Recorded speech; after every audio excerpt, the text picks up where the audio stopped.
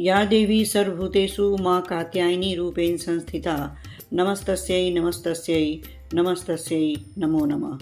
जय माता दी दोस्तों। नवरात्र के 9 दिन माँ दुर्गा के अलग अलग स्वरूपों की पूजा अर्चना की जाती है। ऐसे में नवरात्र के छठे दिन देवी कात्यायनी के स्वरूप की पूजा होती है, जिन्हें महिषासुर मर्दिनी के नाम से भी जाना जाता है। और ऐसा माना जाता है कि देवी कात्यायनी की पूजा अर्चना करने से साधक को शत्रुओं पर विजय मिलती है। माँ कात्यायनी के स्वरूप की बात करें तो उनका स्वरूप अत्यंत दिव्य है और माता की सवारी सिंह है।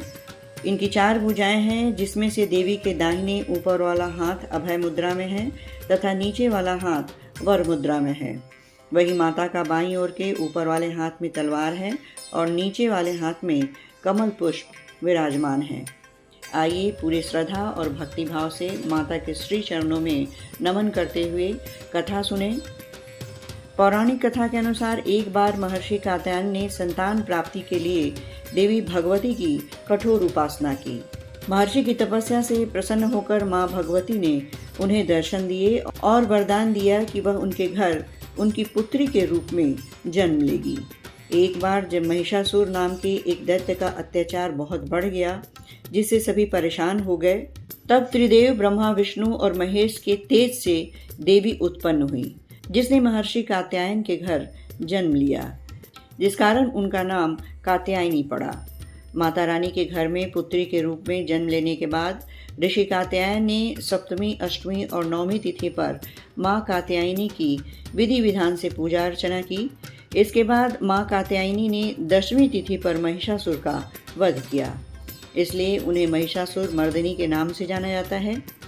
माँ कात्यायनी को शहद से बनी खीर या शहद लगे पान का भोग लगाना शुभ माना जाता है।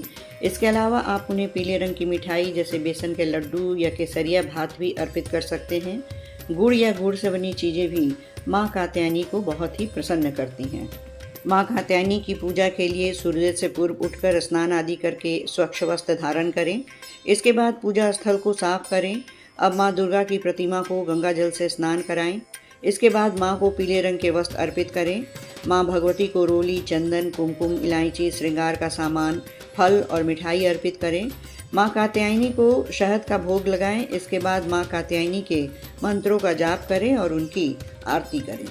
ऐसी मान्यता है कि माँ कात्यायनी को लाल रंग के पुष्प अति प्रिय हैं और ऐसा माना गया है कि छठे दिन माँ दुर्गा को लाल गुलाब या लाल गुड़हल को अर्पित करने साधक की सभी मनोकामनाएं पूरी होती है। माँ कात्यायनी को पीला रंग अति प्रिय है। कहते हैं माँ कात्यायनी की पूजा करते समय पीले रंग के वस्त्र धारण करना अत्यंत शुभ होता है। ये थी संपूर्ण जानकारी माता कात्यायनी पर। वीडियो अच्छी लगी हो तो इसे लाइक और शेयर जरूर करें। अब आप मुझे आज्ञा दें। जय माता दी।